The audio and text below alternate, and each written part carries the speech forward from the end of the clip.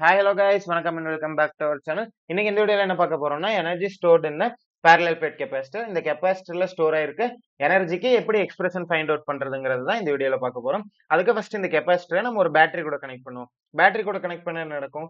Electron movement நடக்கும். ஏன்னா பேட்டரியோட negative டெர்மினல்ல இருந்து பாசிட்டிவ் டெர்மினலுக்கு எலக்ட்ரான் மூவ் ஆகுமா? ஸோ அப்படி மூவ் ஆகும்போது நம்ம இந்த சர்க்யூட்ல கெபாசிட்டர் கனெக்ட் பண்ணிருக்கனால அந்த எலக்ட்ரான்ஸ் எல்லாம் வந்து இந்த கெபாசிட்டருக்கு டிரான்ஸ்ஃபர் ஆகுது. அதோட டோட்டல் சார்ஜ், அதாவது மூவ் ஆன எலக்ட்ரான்ஸோட டோட்டல் சார்ஜ் வந்து நம்ம மைனஸ் கியூன்னு மென்ஷன் பண்ணிருக்கோம். இப்போ இந்த எலக்ட்ரான்ஸ் மூவ் பண்றதுக்கு பேட்டரி தான் work பண்ணிருக்கும்.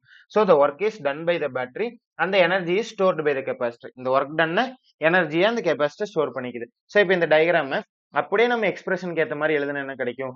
சிங்கிறது capacitance of the capacitor, விங்கிறது பொட்டன்ஷியல் ஆஃப் த பேட்டரி, டிடபிள்யூங்கிறது ஸ்மால் ஒர்க் டன். ஏன்னா நம்ம ஃபர்ஸ்ட் வந்து ஸ்மால் ஒர்க் கண்டுபிடிச்சிட்டு அதை இன்டகிரேட் பண்ணி ஹோல் ஒர்க் கண்டுபிடிப்போம். அதனால ஸ்மால் ஒர்க் டன். டிக்குங்கிறது ஸ்மால் சார்ஜ், இங்கிருந்து ஸ்மால் அமௌண்ட் ஆஃப் சார்ஜ் நம்ம மூவ் பண்ணியிருப்போம். அதுக்கு பண்ணக்கூடிய ஒர்க் டிடபிள்யூ, மூவ் ஆயிருக்க சார்ஜ் டிக்யூ. இதை மட்டும் நல்லா ஞாபகம் வச்சுக்கோங்க. இதுல இருந்து நீங்க எக்ஸ்பிரஷன் எழுதிக்கலாம். அதனாலதான் நான் திரும்ப திரும்ப சொல்றேன். இப்போ நம்ம எக்ஸ்பிரஷன் எழுதுனா என்ன கிடைக்கும்? டிடபிள்யூ is equal to V into டிக்யூன்னு கிடைக்கும். இப்ப விக்கு பதிலா நம்ம சப்ஸ்டியூட் பண்ணி கியூ பை சின்னு. இது எங்க இருந்து வந்திருக்கு? இது வந்து கெபாசிட்டன்ஸ் ஃபார்முலால இருந்து வந்திருக்கு. கெபாசிட்டன்ஸ் ஃபார்முலா என்னது? C is equal to Q by V. இப்போ வியும் கியூவும் இன்டர்சேஞ்ச் பண்ணி எழுதுனா கியூ பை சின்னு கிடைக்கும் விக்கு பதிலா. அதை அப்படியே சப்ஸ்டியூட் பண்ணிப்போம். டிடபிள்யூ is equal to Q by C into டிக்யூ.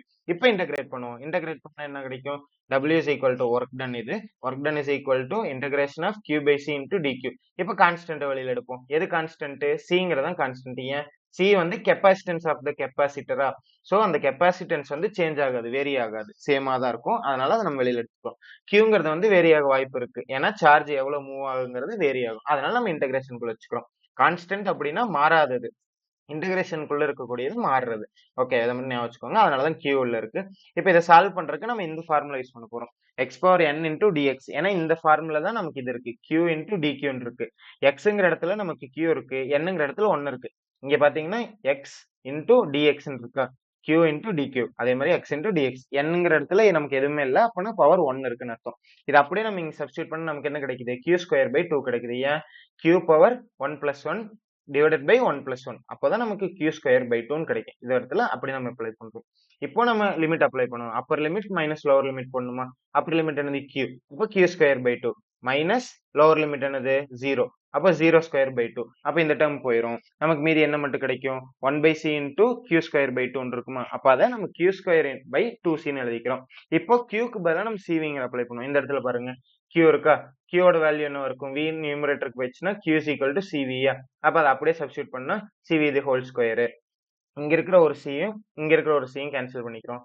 அப்ப C into V square by 2. இதுதான் வந்து the work done is stored as the electrostatic potential energy in the capacitor. இதுதான் ஒர்க் டன்னா. இந்த ஒர்க் டன்னை தான் இந்த கெபாசிட்டர் வந்து எனர்ஜியை ஸ்டோர் பண்ணுதுன்னு சொன்னோமா? அப்போ ஒர்க் இந்த பொட்டன்ஷியல் எனர்ஜி என்னது? UE is equal to CV square by 2. அவ்வளவுதாங்க. நம்ம ஒர்க் டன் கண்டுபிடிக்கிறோம், அதை டைரக்டா நம்ம பொட்டன்ஷியல் எனர்ஜிக்கு அப்ளை பண்ணிக்கிறோம். அவ்வளவுதாங்க இந்த கொஸ்டின். நான் முடிஞ்ச அளவுக்கு நல்லா சிம்பிளிஃபை பண்ணி ஸ்டெப் பை ஸ்டெப்பா எல்லாத்தையுமே எக்ஸ்பிளைன் பண்ணியிருக்கேன். அது உங்களுக்கு புரிஞ்சிருக்கும்னு நினைக்கிறேன். வீடியோ பத்தின ஏதாச்சும் ஃபீட்பேக்ஸ் இருந்தால் அதை கண்டிப்பா மறக்காம கமெண்ட் செக்ஷன்ல சொல்லுங்க. நல்லா இல்லை அப்படின்னாலும் சொல்லுங்க. ஏன்னா அதை பார்த்து நான் அடுத்தடுத்த வீடியோஸ்ல இம்ப்ரூவ் பண்ணிக்கிறேன். நல்லா இருந்துச்சு அப்படின்னாலும் கமெண்ட் பண்ணுங்க. தேங்க்யூ ஃபார் வாட்சிங்.